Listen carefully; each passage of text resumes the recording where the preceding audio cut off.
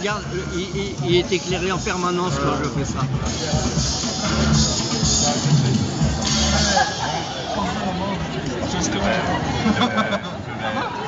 Ah mais, tu sais qu'elle vient, je sais pas quoi. Toujours fidèle au poste, c'est cool.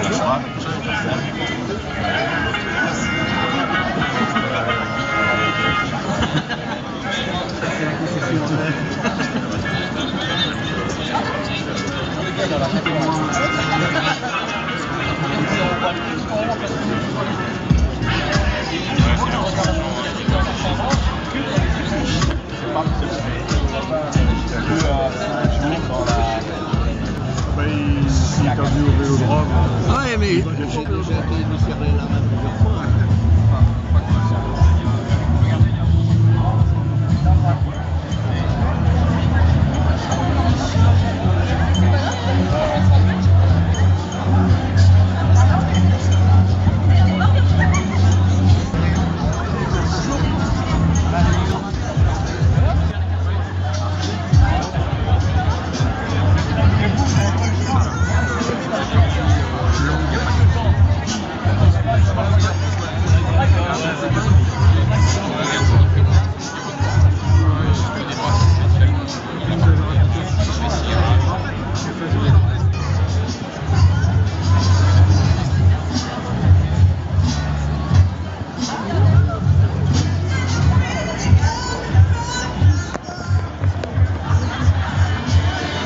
T'as vu la télé?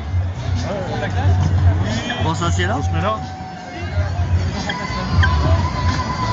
Et en plus, c'est l'équipe qui vient ici. Ah ouais? Oui.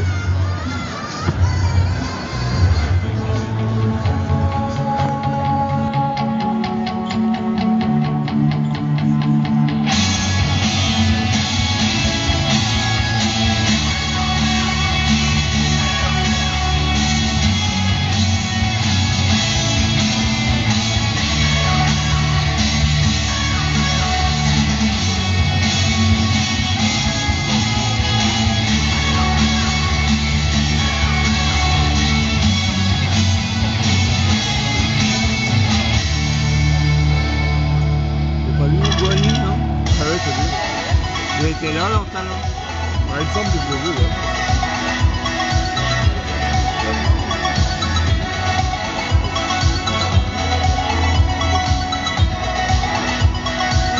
T'as regardé la vidéo que je t'ai envoyée hier? Ah, je pense à ça en voyant le braquet là.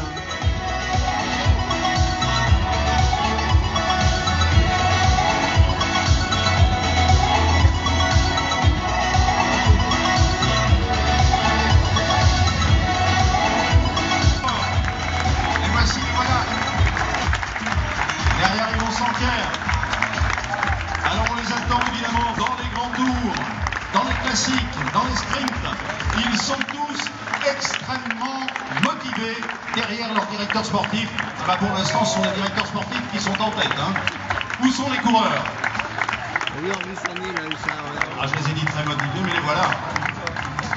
Voilà, et que ça redouble d'applaudissements. Et voici l'équipe Cofidis, l'équipe professionnelle, qui va nous enchanter, j'en suis persuadé, dans l'année 2017. Bravo les gars, bienvenue. Alors, ils ont l'air très concentrés. Hein.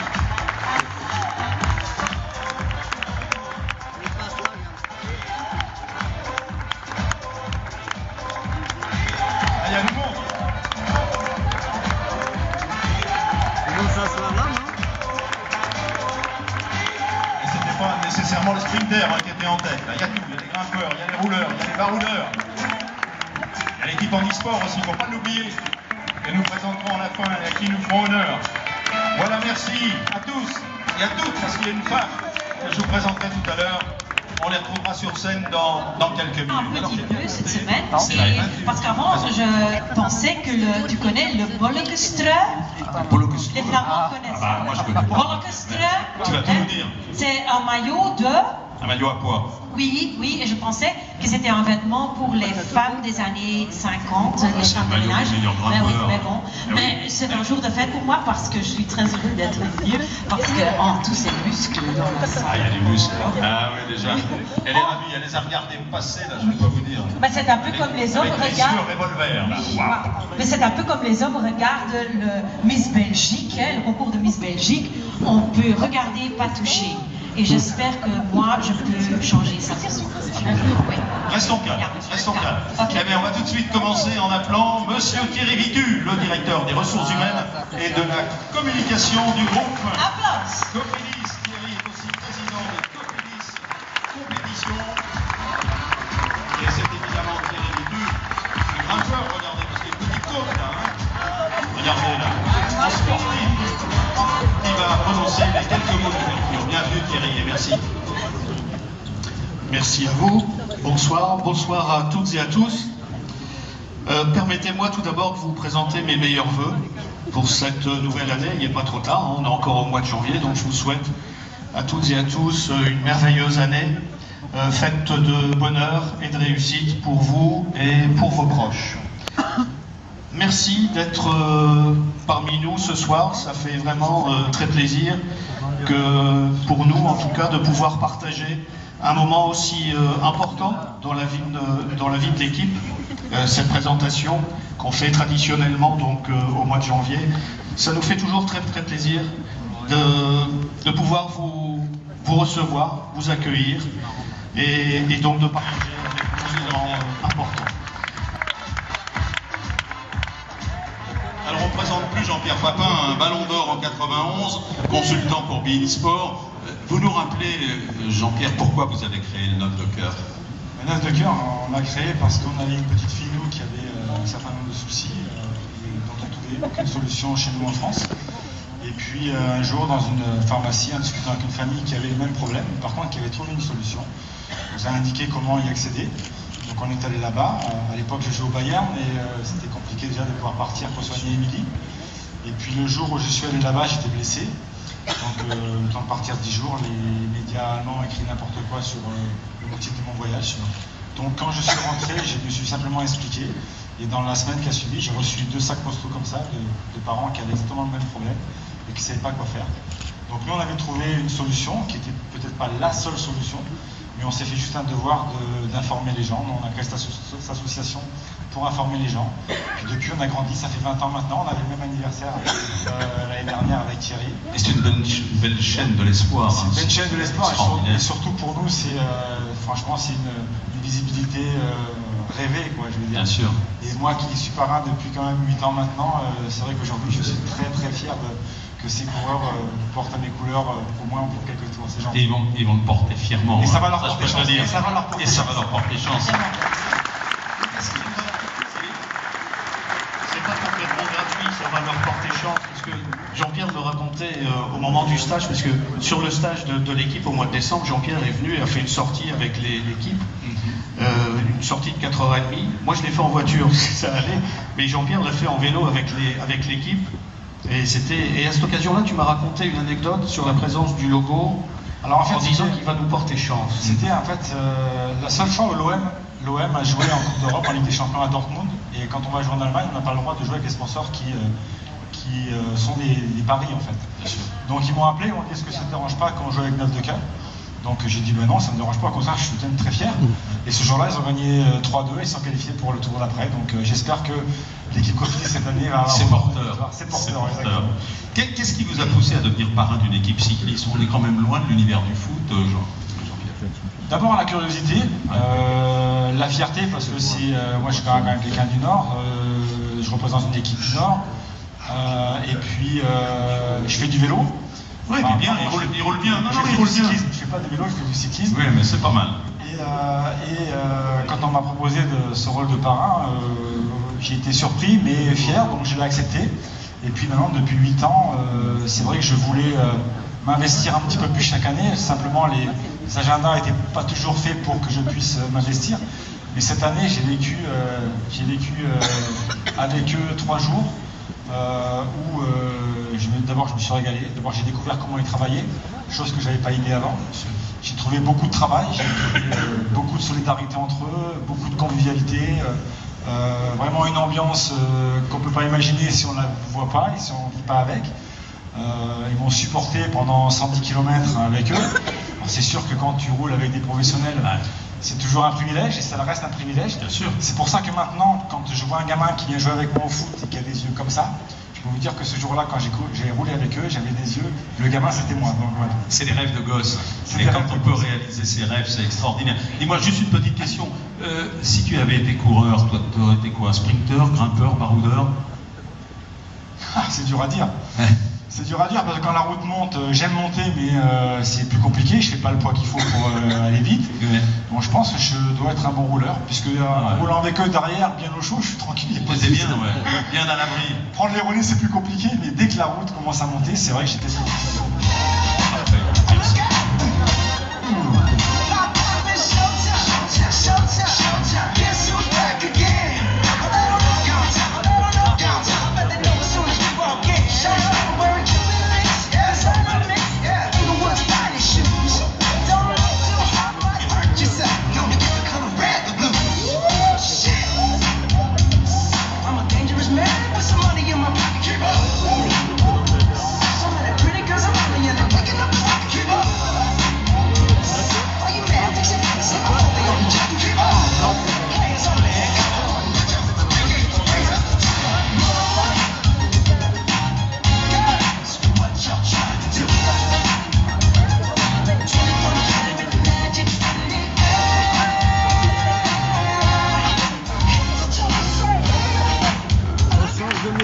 Alors, on va commencer par Céline. La Belgique est clairement mise à l'honneur dans cette cérémonie. Qu'est-ce qui vous a décidé à nous recevoir ce soir à Tournai? Dites-moi tout.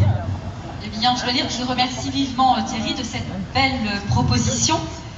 Nous sommes très très heureux et également très très fiers de vous recevoir ce soir à Tournai. Je voudrais aussi en profiter pour remercier l'équipe qui a mis tout en œuvre pour faire découvrir la richesse et la diversité de notre pays. C'est vraiment une belle opportunité. Et je dois dire aussi que, vous le savez, Cofidis en Belgique aime bien créer du lien. C'est aussi une belle opportunité de créer du lien avec la ville de Tournai. Donc je voulais remercier Monsieur Rudy Demotte d'être parmi nous. Et j'avais aussi un petit cadeau à lui faire. Voilà. Que Yvon Sanker m'a va pouvoir tout à l'heure. rouler, le bourgmestre va pouvoir rouler avec le maillot de Cofidis. Donc avec les dédicaces, Super. le maillot de Cofidis, l'établissement de crédit, cité spontanément par le grand public. Tous les jours, donc c'était sous une forme de web série, et tous les jours il y avait un épisode qui passait et qui permettait, j'espère bien que vous êtes allés le voir, et qui permettait à chacun de rentrer dans le cœur de l'équipe Cofidis. Et il y avait un épisode par jour. Ça fait un et tabac, ça a je peux vous le été dire. un super succès. D'ailleurs, je pense que Ce cadre avait été testé sur la dernière Vuelta. Et puis également, ce cadre est équipé d'un ensemble FSA complètement électronique, avec une commande des vitesses sans fil. Voilà. Les coureurs aiment ça, la commande électronique. Ah, ça simplifie une partie des choses. Après, c'est de la haute technologie. On travaille aussi pour Une grande danse qui arrive de chez IAM Cycling. Il a 8 victoires pro à son actif, donc une étape de Tour d'Espagne, s'il vous plaît.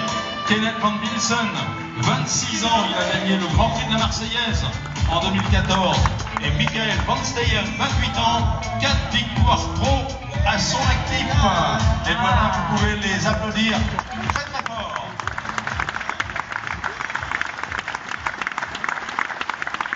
Je suis très heureux de trouver des vrais professionnels sur scène parce que là où j'habite, ne sont plus que des amateurs. Hein. Et ils ont vraiment, en Flandre, on dit wielerterroristen, des terroristes de cycleurs. Et pourquoi? Parce qu'ils roulent toujours sans sonnette. Sans sonnette, ils n'ont pas de sonnette dans les pelotons. Et vous aussi, hein, sans lumière. Ils ne veulent pas se faire remarquer quand ils doublent. Mais leur explication à moi c'est à cause d'une meilleure aérodynamique. Et je lui ai demandé, et votre ventre de bière, c'est aussi pour le meilleur. Ça, c'est autre chose. Mais regardez, pas de bière, vous avez vu. Je pense qu'ils sont tous Greg Van Avermaet, tout en bonheur. Mais bon, ils vont. 4 Belges dans l'effectif. Bon, une présentation en Belgique. Quels sont les liens de l'équipe avec notre pays? déjà les liens de l'équipe sont les liens du cyclisme avec la Belgique. Hein. C'est quand même un pays important dans l'histoire du cyclisme, de par ses épreuves et de par ses champions.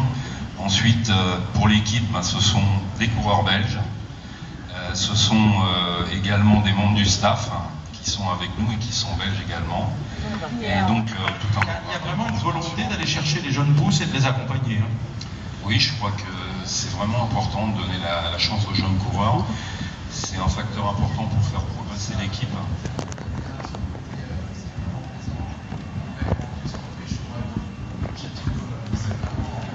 Ça se passe bien. Faites pas de cauchemar, non mais... Ça va. Merci et bon vent pour cette année. Hein. Ça va marcher. Clément Martirini, on va vous donner le micro. Vous venez donc de décrocher le titre de champion de France de cyclocross. À quoi est-ce que vous rêvez maintenant? Un peu plus haut. Ah ouais.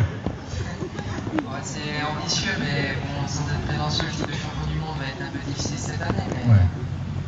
on va travailler en cours. C'est pas impossible. Rien n'est impossible. Faut y croire. Et on peut savoir quel est votre programme et quelles sont vos ambitions sur la route? Vous n'êtes pas mauvais non plus sur la route. Hein. Vous en avez décroché une, on le disait tout à l'heure déjà. Oui, je me débrouille. Ouais. Non, pour le moment, c'est vrai que j'ai. Qu'est-ce qu'il y a comme monde derrière? Donc jusqu'à fin janvier. Ouais, ça paraît pas avoir, mais ils sont. Je pensais qu'il y allait avoir personne derrière, mais il y a du monde. Je pourrais me reposer et je reprendrai mi-mars sur. 2 victoires, le voilà, 2 victoires professionnelles.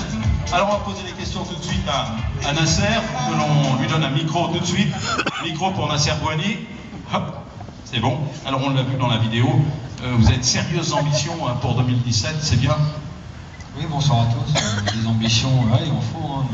Parlez-moi un peu de votre programme. Mon programme, ça va commencer dès la semaine prochaine avec Majorque. Ouais. Ensuite, je serai sur le Tour de Valence et Algarve. Alors il faut en décrocher quelques-unes dès le départ, pour donner le ton. Ouais, c'est clair que quand on est sprinter, c'est important de pouvoir s'imposer assez rapidement. Il faut débloquer le compteur tout de suite. Ouais, bon, on va essayer rapidement. Vous avez regardé le tracé du Tour de France, est-ce qu'il vous convient? Oui, j'étais à la présentation du Tour, donc c'est un parcours avec pas mal d'étapes dans l'Est, donc je suis de Nancy, c'est bien. Il va falloir en claquer une là-bas. Hein. Ouais, on va essayer. Il y aurait une pancarte dans le dos quand même, on va dire il est chez lui, mais bon, vous êtes le plus rapide, il n'y a pas de problème. Est-ce qu'une classique comme Gand-Wevelgem, ça vous tente? Je cite celle-là, mais je pourrais en citer d'autres. Hein. Oui, Gand-Wevelgem, j'y suis venu l'année dernière. C'est un parcours assez particulier, mais ça peut sourire à des sprinters si la météo est bonne ce jour-là. Après, ça c'est encore autre chose, mais c'est sûr que c'est une classique qui est faite pour les sprinters. C'est une belle classique en plus. Hein. Les sprints tumultueux, ça vous fait pas peur, ça vous motive ça? Il faut avoir ça dans le sang, il faut avoir ça dans la tête, hein, parce qu'il y en a d'autres qui ont la trouille. Ouais, après quand on est sprinter, on calcule pas trop ça, on y va plutôt à l'instinct dans le final, et c'est sûr que ça frotte, c'est parfois dangereux, mais ça fait partie de la problématique.